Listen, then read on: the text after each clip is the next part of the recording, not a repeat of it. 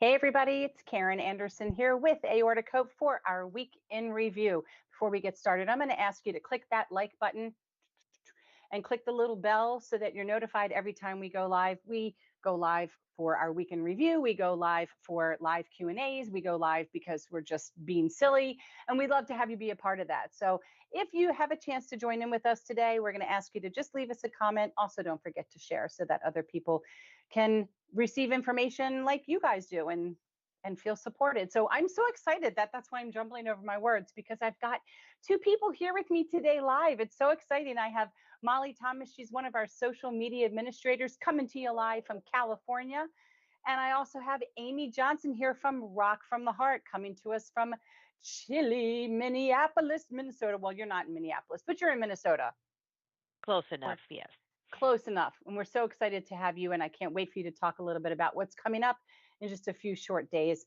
And I'm happy that you took time out of your day today and you're able to hang out with us. And we're going to peruse through last week's post. And we're just going to be here and kind of hang and talk about it and get your thoughts. So let's start off with Movement for Movement Monday. And so that was last Monday. And as we all know, we talk about this all the time, that we recognize doing nothing is still doing something. However, sometimes people need a little bit of support and incentive and motivation to kind of get moving, whatever that means for you, whatever that means from your doctor for you. And we started this movement back in 2020, just before COVID shut the world down. So it was perfect timing for us to start thinking about how we were going to move our bodies. And the key here is that you follow your doctor's orders, whatever they've cleared you to do while you're recovering from surgery or whatever it may be. You might find it difficult to get into some kind of normal routine and just move, but you will quickly figure out what is going to be normal for you. According to Lauren Helikar from Medical News Today, in the article titled Sternum Healing After Open Heart Surgery, after surgery, the surgeon uses strong wire to basically hold the cut bones together, allowing new cells to grow. And over the course of months, the bones fuse back together. And I think that's things that people don't realize, is that this isn't going to be healed in about 4 weeks. Now, I know, Molly, you can relate to this. So this is something that takes some time. You might be able to resume some normal activity, but it really can take upwards of better half of a year before everything is completely knitted together. So while you might want to resume your normal exercise routine, please note your body is going to be fatigued after open heart surgery, and you might need to take it a little bit easier on yourself.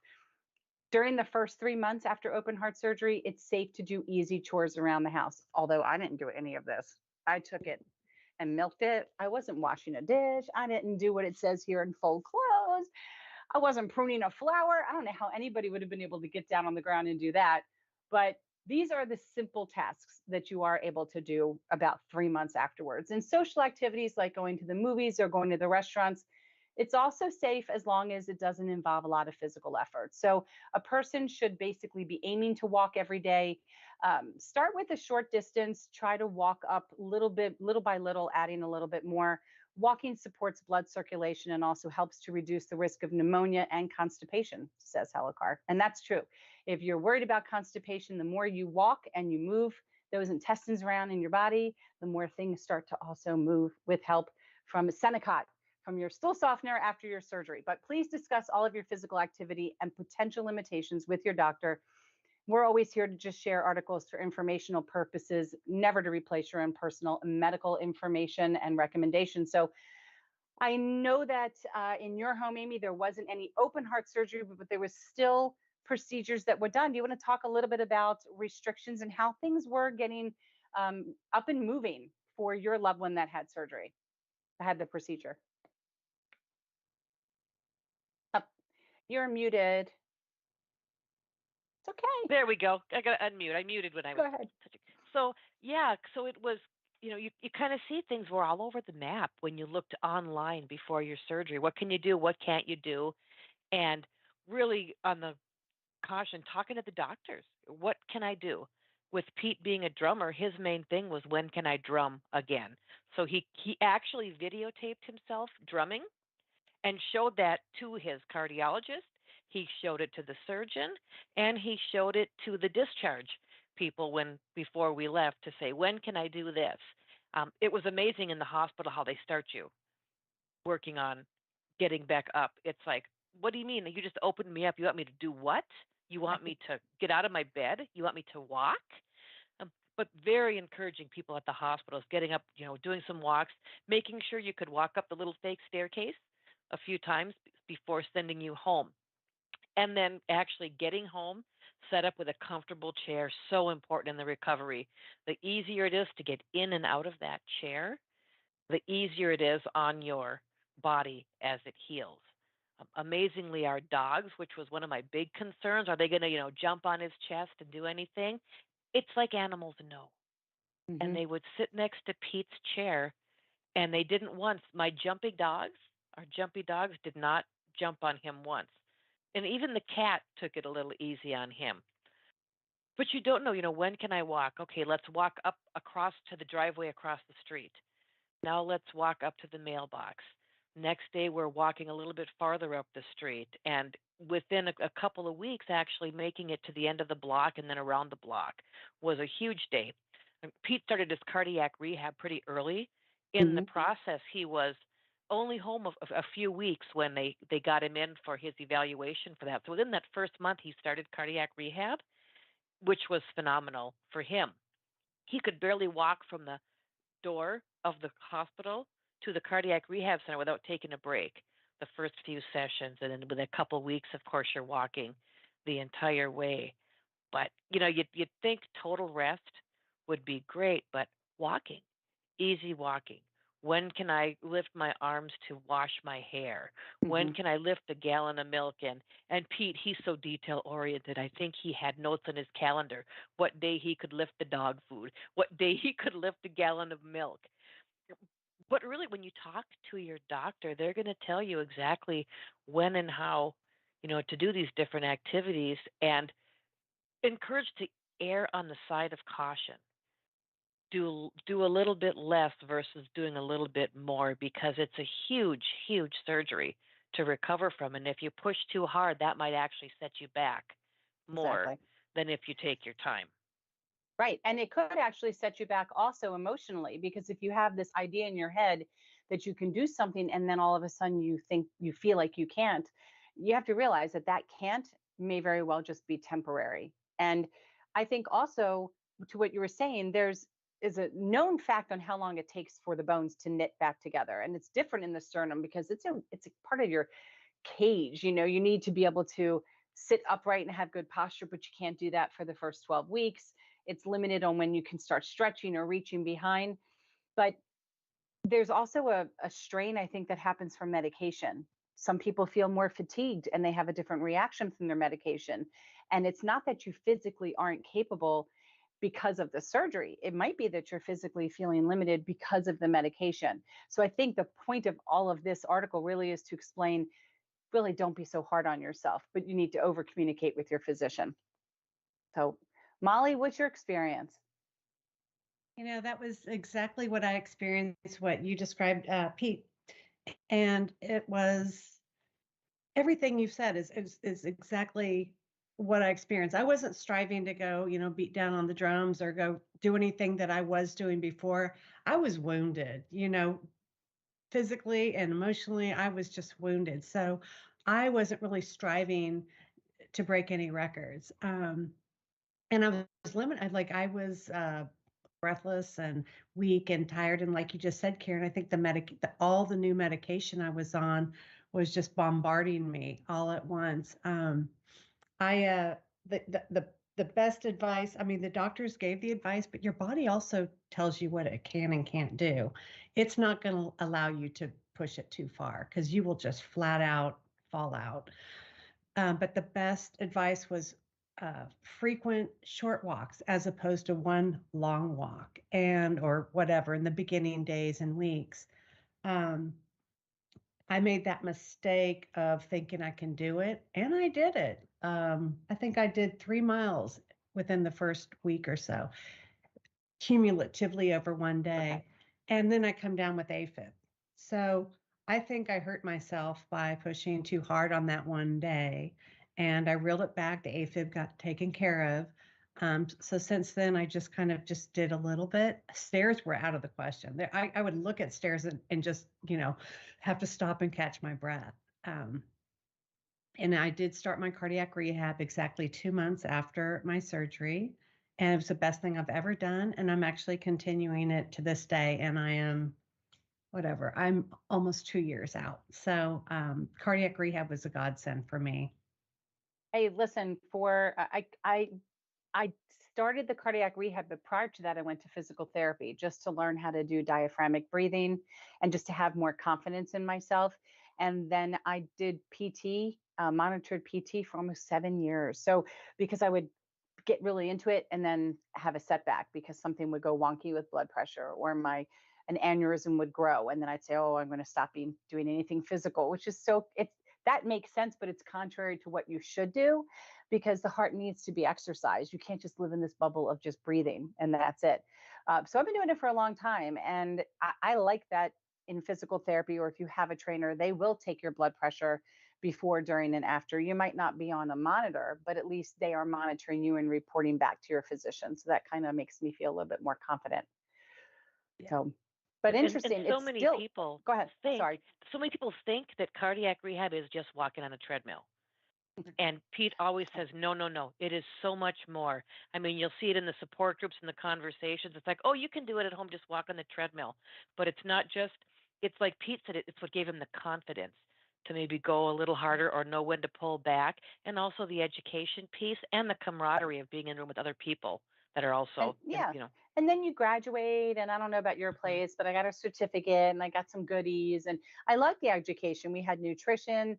There was a whole emotional, mental health, wellness component, and we would, I would just walk and watch the video and listen to the presentation. So, if you can get cardiac rehab, I do not understand insurance wise why they tend to say yes right away if your valve's involved, but if your valve's not involved, then it's a whole other process to sell yourself to get it. But if you can't, at least consider PT. But again, the stories that you're hearing here, there's everybody recovers differently, but the key is just be kind to yourself, or like Molly said, it's going to hit you and it's going to force you to be kind to yourself one way or another. You have to be kind to yourself and go through this journey. All right, Movement Monday. Okay, Moving on to hold on. Tuesday. Hold on. Let's say What do we hi to got? Mike Sylvester. We got another lucky Ah, Monday. He's got the day off for Washington's birthday.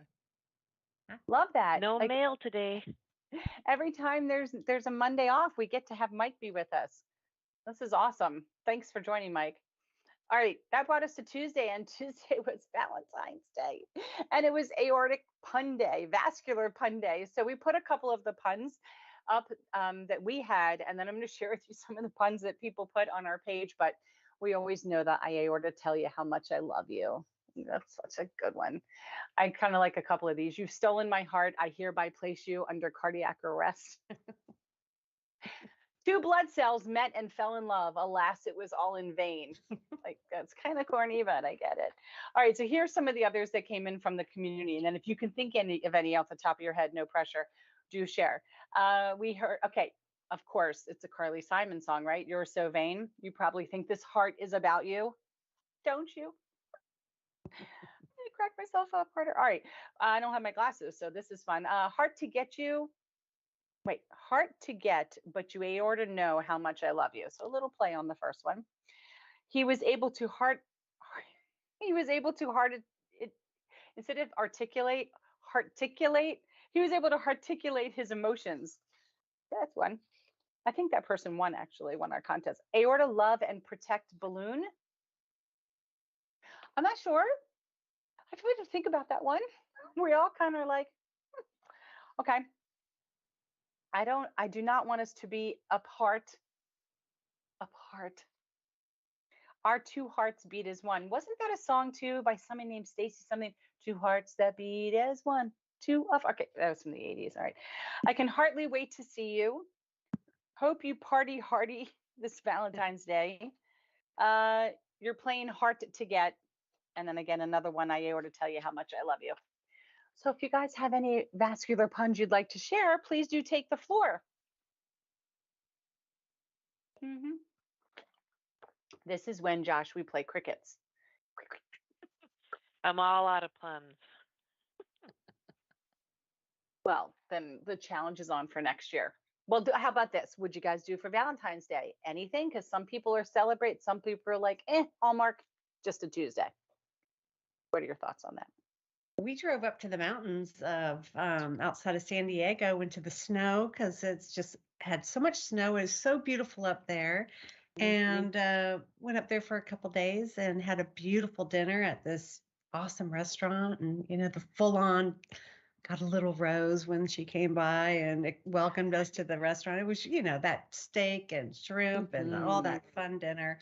It was just such a great time. It was a nice little getaway. Very nice. Every Amy? day is Valentine's Day. Of course. Of course. But it's also was Pete's birthday this week too. So it's a busy week. Yep. His birthday is 2 days after Valentine's Day. So we saved the celebration for that and did nothing and had cake. Very nice. Well, we got engaged on Valentine's Day back in 2009. So we kind of always celebrate. And then I was smart and we got married right after my birthday. So yeah, I keep all these fun holidays and events with one another. Just make it one big event. All right, that was our Tuesday. And that leads us into a long therapeutic Thursday. So I'm going to kind of read through this as fast as I can. But this was about writing to heal. So Jess is one of our social media administrators. She's also a writer and she's also a survivor. And as she says, healing is such an important step in our journey as people who have suffered great loss or trauma with aortic disease, aneurysms, dissections. Most of us have limited capacity to work because of that or perform activities that we used to pre-aortic disease event. And we need to find ways to basically keep our minds busy. And for her, writing has been a really integral part of her healing process. And she's actually been fortunate enough to have the know-how to self-publish 4 books. In 2022, she was very busy. Journaling, writing, and creating poetry has basically kept her mind and her hands very busy. She's very passionate about sharing this healthy modality with anybody that is looking to just kind of get started. So yes, I've already reached out to her because I have a goal for this year of trying to write something. So we're working together and she's very motivating. In the article that's included below, writer Bridget Murray says that by helping people manage and learn from negative experiences, writing strengthens their immune system as well as their minds. I had no idea that writing could do that. Writing is such a therapeutic way to share your thoughts, your pain, your anger, and also verbalize your joy and gratitude and your happiness. And writing can be as private or as public as you'd like, or as you'd wish it to be. For example, it says, I wrote a lot of very dark, but also some very helpful poetry in her newly published book, Persistence Over Pain, a book of healing poetry. And she had no intentions on publishing it. However, her thoughts were that sharing with others that mental health matters and that it is important to heal through writing, and it's important to share your story. So Jess's thoughts are that if her writing helps or resonates with anyone, then her goal of writing is amplified because she writes for herself and to heal, and having one more person impacted is very wonderful. So the article gives a lot of details about that and some tips. And one of her takeaways is not just focusing on a traumatic experience in your life, because that's not beneficial. Replaying that event over and over again is very difficult, and it can actually bring up a lot of sad memories. And in fact, she'd been working on her memoir about aortic dissection, which happened almost 4.5 years ago on her 39th birthday. And she has yet to really be able to do much with it.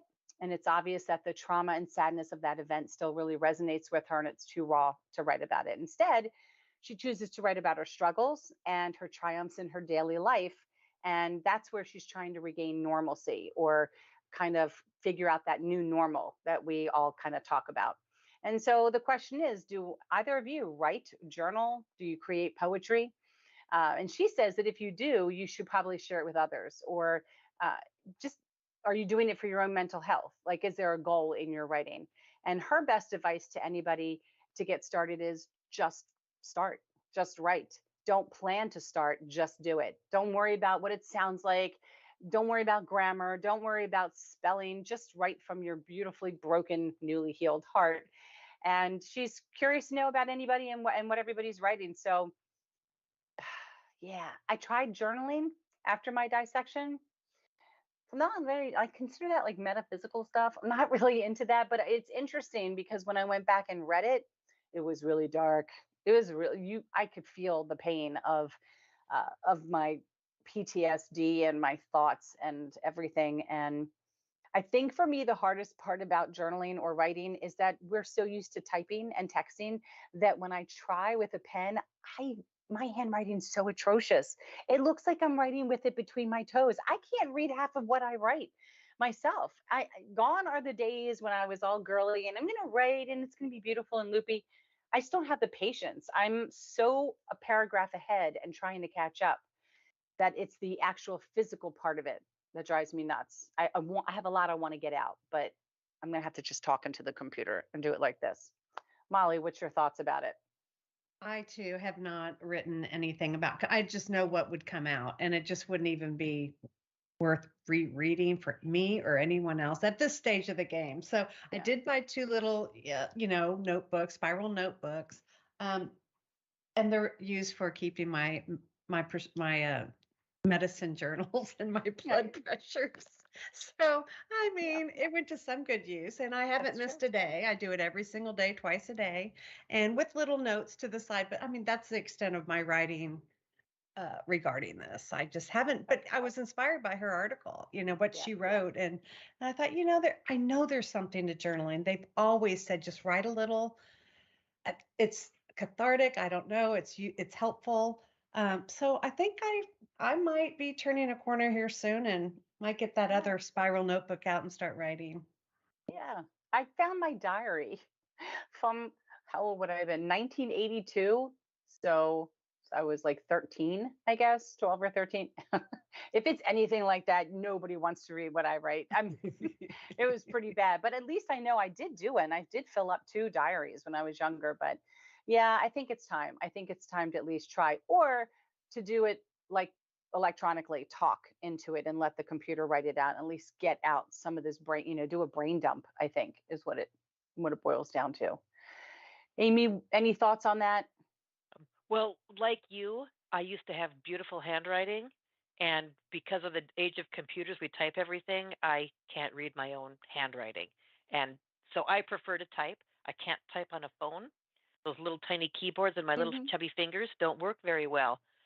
But I love to write. If you go like to the Rocks from the Heart website or anywhere, I write all of our copy for that. So that's been very helpful. So while it's not my specific story that I'm writing, I'm always writing copy. I've written the survivor stories when we get a few people, then I've done some for the local paper. I've written several stories there because I am a freelance journalist on the side, also for a local newspaper. I'd much rather write about somebody who's a survivor than the city council meeting last Monday night. Yeah, right.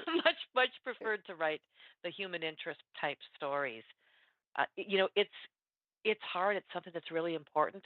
Getting it on, getting your thoughts onto paper, and making it easy to follow. I think when it comes down to writing something, is to always know your audience. Sometimes Hmm. you're just doing that dump, but if you're doing it to present for others to read, to always be taking a look outside of yourself and be thinking about who you're writing for, because you can use different styles depending on who that audience is that is going to be reading that particular story. And that's really important to me. See, so we've got someone who is a professional writer. You are. And then you have the two of us that, yeah. Well, at least you're writing down your blood pressure numbers and your medication. So you are writing something. So that's good. Progress. All right. That's our therapeutic Thursday. Let's move on to Friday. And Friday was Random Acts of Kindness Day. It was that kind of a day. And it only takes one simple act to really make somebody else's day. So we were asking the community to tell us what kind of random acts of kindness they were going to do today, or if there was something that was done for them that actually left them feeling pretty happy. So I love doing this. I mean, I love if I can find like a really great stone, which I brought some of those back when I was in San Diego. They're still in my suitcase.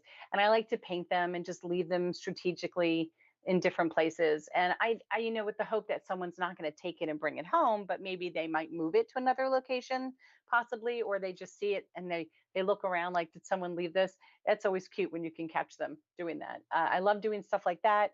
Or sometimes if I'm in line just to pick up a sandwich or a drink, I'll ask, what did the person get me, get behind me? And then depending on what it is, I might just pay for theirs. So when they pull up, it's just the fun part of seeing someone caught off guard like that. It really makes my day. So it's really about me. It's not about what I'm doing. It's about how it makes me feel. But see, it's a bonus. You get to feel great. And now you've just made somebody so shocked that someone did something kind that they feel great. So what about you guys? Amy, thoughts? Well, I substitute teacher. Some people know that I'm a substitute teacher, and I'm always looking for the one person that maybe looks like they're having a bad day. Maybe they're the kid sitting alone in the Mhm. cafeteria, and make it a point to not walk by, to just make eye contact and to smile.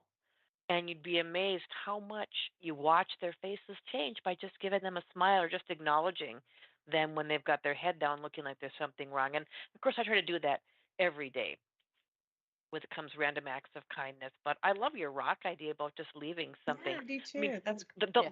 the lost art of the thank you card. Oh, yeah. Yes. I was yeah. someplace the other day about to enter a restaurant, and somebody had taped up a fairy door right at the opening of the door. And I just happened to look down, and that just took me by. So it was so cute. And it wasn't the restaurant. I don't even know if they knew. I could tell it was new there. And it was just like it makes you want to open the door and see if there's something cool inside. I find fairy doors attached to trees all the time, like wherever we have our what do they call trails, wherever we have our trails. You'll just walk, and then next thing you see a fairy door, with a cute little thing. And then if you open it up, there's cute stuff in there. And people do stuff like that all the time. And while that might not be considered an act of kindness, I think it is, because it makes us take a break and it makes people smile. There's nothing bad's going to come out of a fairy door. You hope. It's a troll, but not anything bad. So yeah, Molly. Well, I'm always interacting with people around. I just like to just talk to people and get them. So I was just thinking what I do know that recently last week I helped a woman parallel park her car. She was having a lot of trouble and a little bit older, and she just really she was just coming so close to hitting both cars, and I just kind of went, and she's like, and I said, would you like for me to, and she's like, oh, would you please? And so I parallel parked her car for her. That's so cute. Did you just do this? Like you were rolling down a window? Yeah. Mhm. No kids would know what this meant. I know. Isn't that crazy? That's crazy. You That's can cute, come to though. That's Minnesota really helpful. anytime and parallel park my car for me. Thank you. That's adorable. That's a really cute act of kindness there.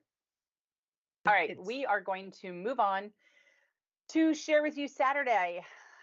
This was our Listen, Learn, Lean, Love.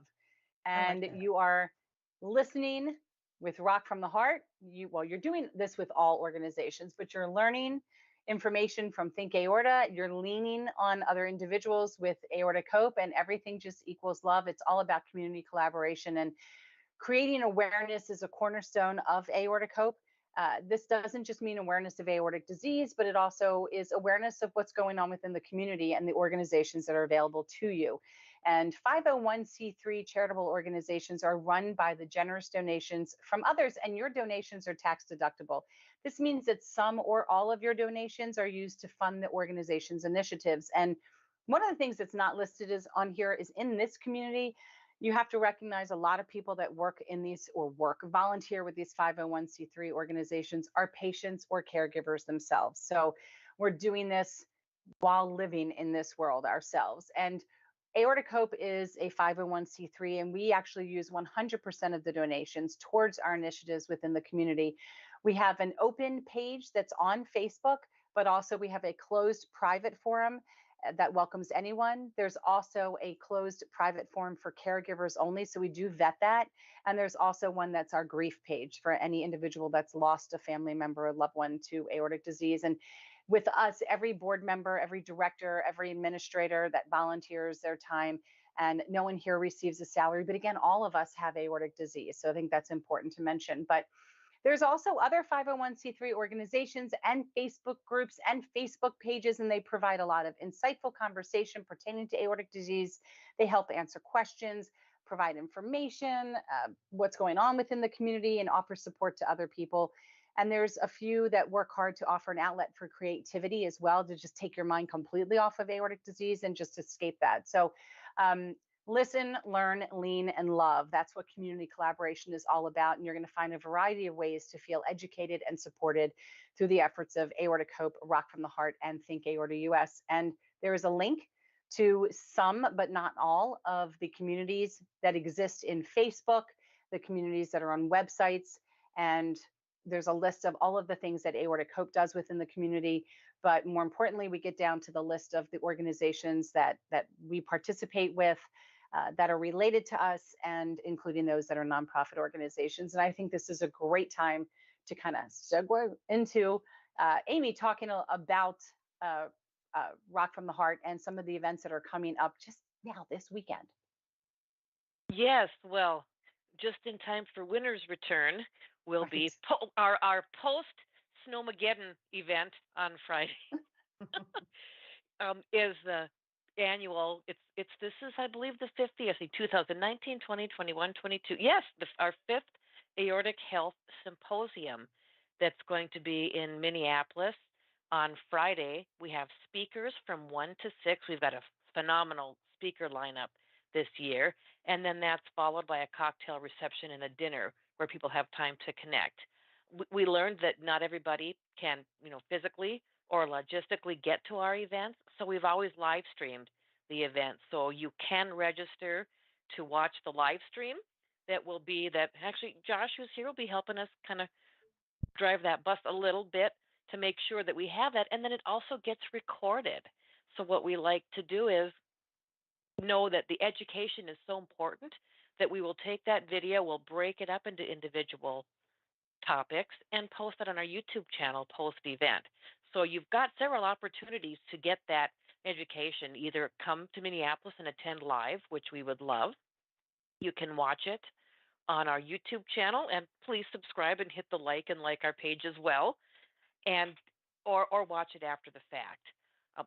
What we do, the first year we did this, it was really going to be just a small music event.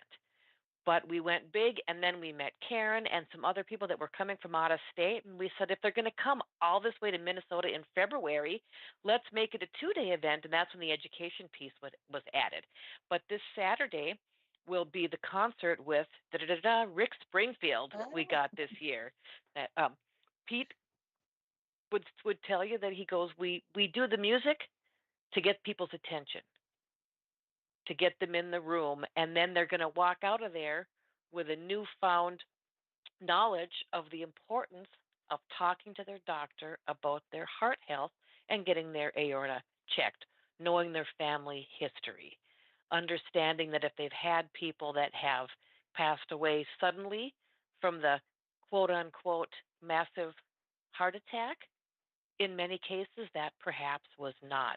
And that's something I think all of our organizations are really focusing on is let's get the awareness. Let's put the words aortic disease on the map. I still run into people daily. They have no idea. They've never heard of aortic stenosis. They haven't heard of an aortic aneurysm. And then they'll say that they've lost, their dad, their uncle, their brothers suddenly to something heart. But they have no idea that this could have been something in there that could have been the cause of that. So it's really taking all this knowledge we have together, bringing people together for a weekend of events, and then continuing with that momentum to share the awareness and the education message, because knowledge is powerful when it comes to your health. Knowledge is power. And Karen, you've been to a few of these events. Yeah, I can't believe this is number 5, and I've been to 2. I think I've been to 2. Maybe I've been to 3. Maybe I did see Night Ranger twice. I did, and then Grand Funk. Yeah. Maybe this is my 3rd or my 4th. I can't remember now. Yeah, well, there was the virtual one during COVID. I know you were that. You were here the first year. You were here last year for Grand Funk, and then you watched some of the virtual one in 2021. 2020. That's what it was. Yeah, 2020. But you hit the nail on the head. When you think about how many people have high blood pressure, everybody's heard of high blood pressure. Everybody knows about that. But what they don't realize is the effects of continuous high blood pressure on their aorta. But they know about something like that, but they don't know this. They know about brain aneurysms, but they don't know that that does not mean that you can't develop an aortic aneurysm. Vessels are vessels. They know about stroke and cancer and diabetes, but they don't realize that that potentially could lead you to end up having an aneurysm. So few people ever heard of bicuspid valve. Usually they've never heard of it until it happens to them and they find out they have it. So it's interesting, and you are right. The words aortic disease need to be more on the map. We're going to be doing a push to get these proclamations across the United States as much as possible. That we acknowledge September 19th as Aortic Disease Awareness Day.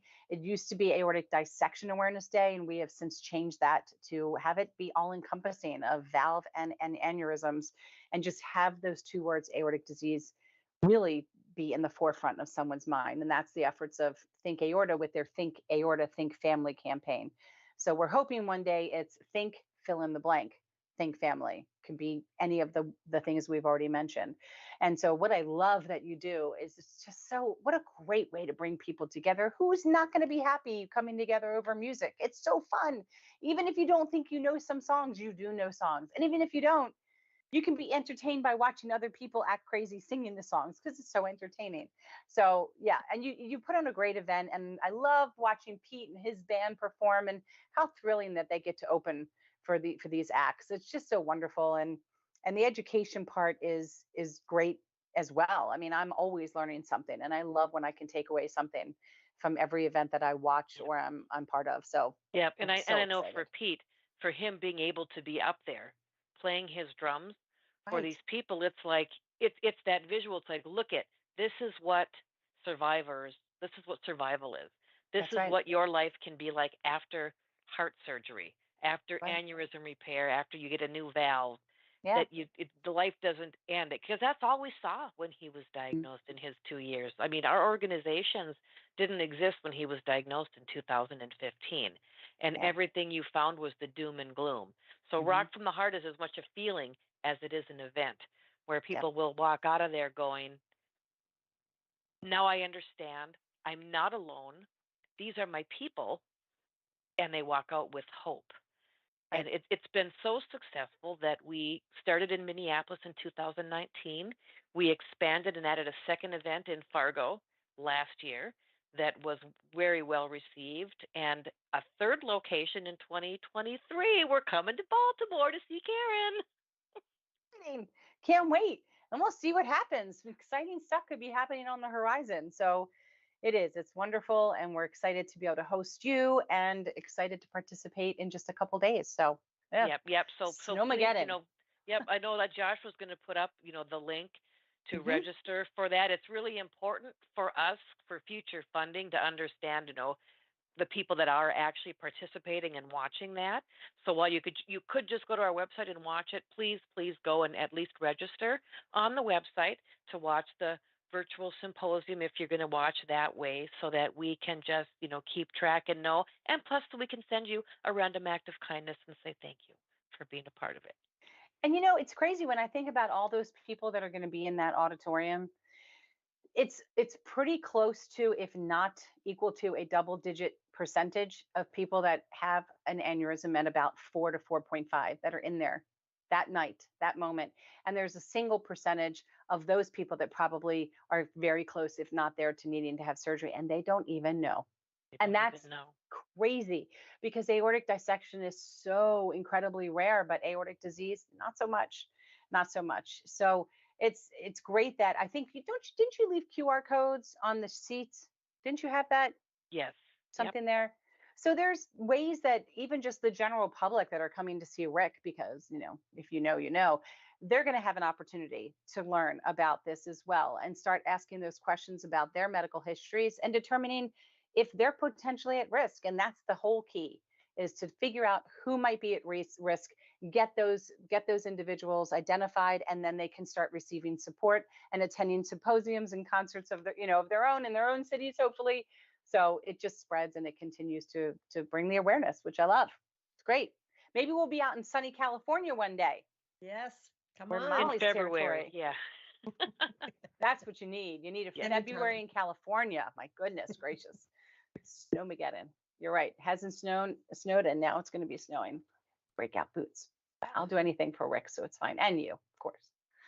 Hold on All one right. second. Hold on Let's, one as we're second. talking about, this is a great segue right into Share With You Sunday, which was Hold on. all about, oh yeah, sorry, Hold go on, ahead. hold on. So Mike Sylvester chimes in and says that he's been to all 5.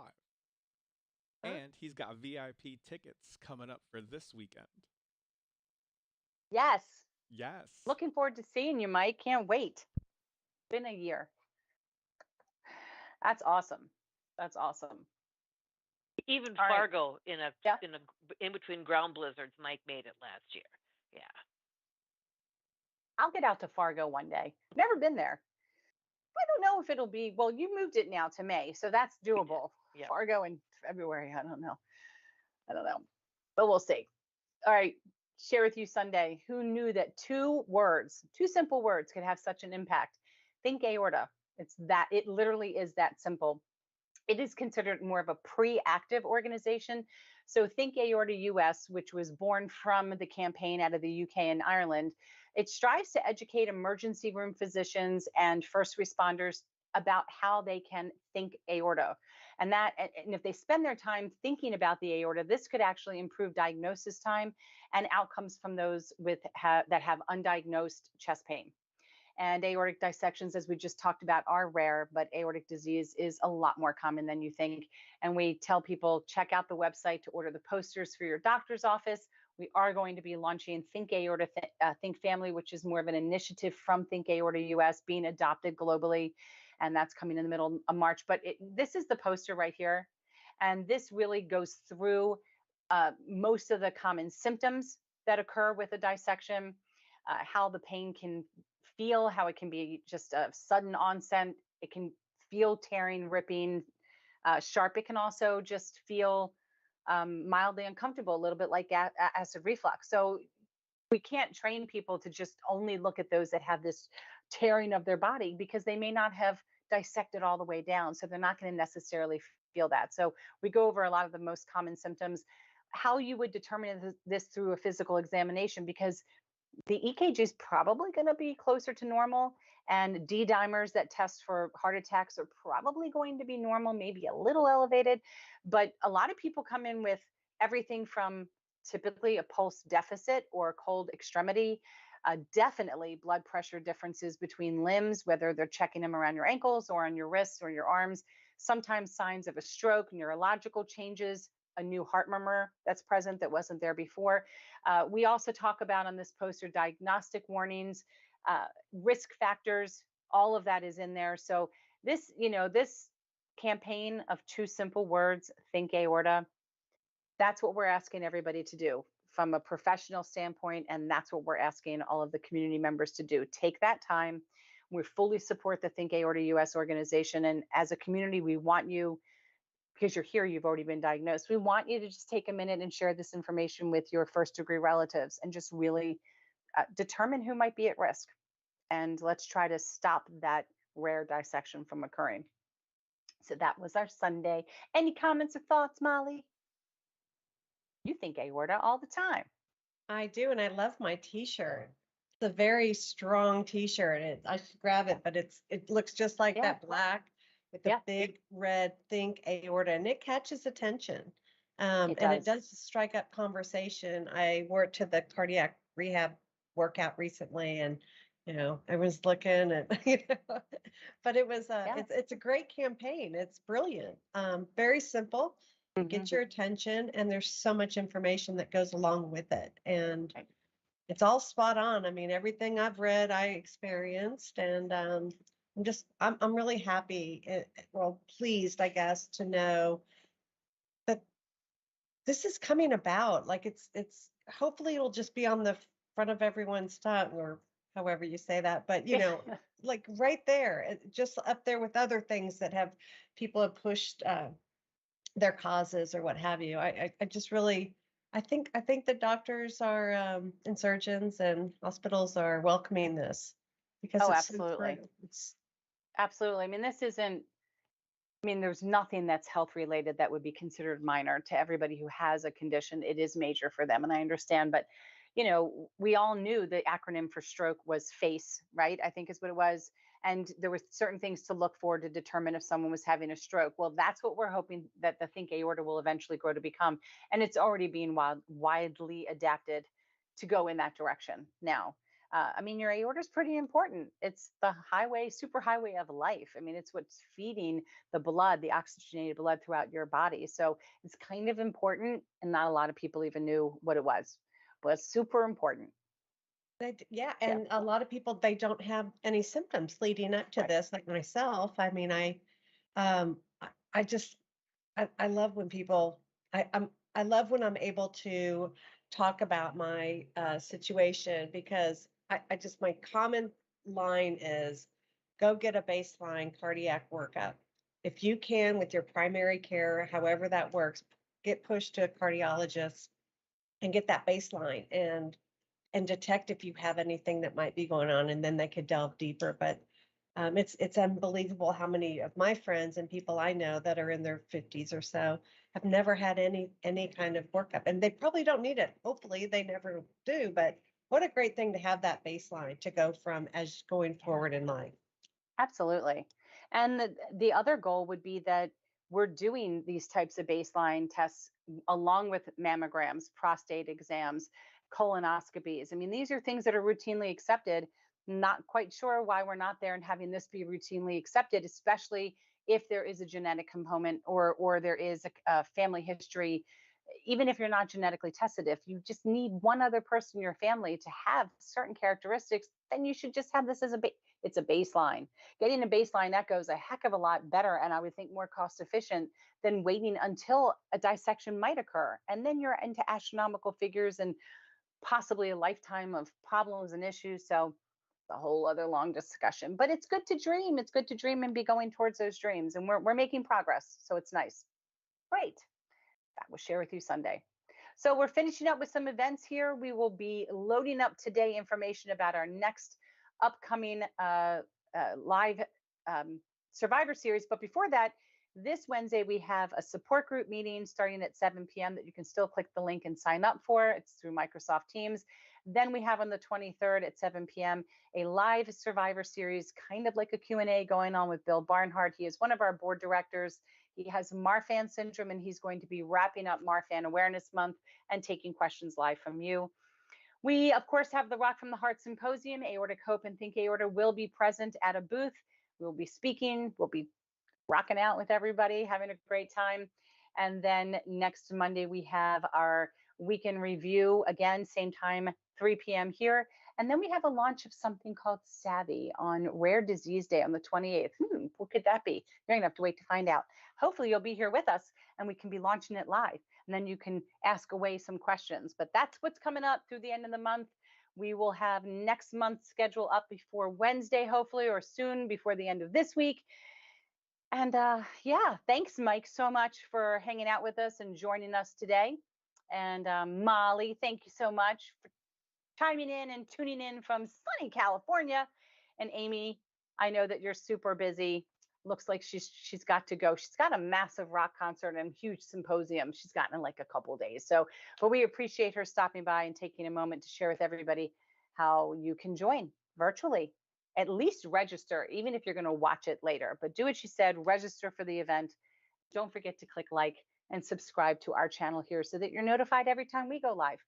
And we will see you, I guess, I'm going to see you weekend review next Monday. Got a lot to talk about. We're going to talk a lot about Rock from the Heart next Monday, 3 p.m. Thanks again so much. Take care.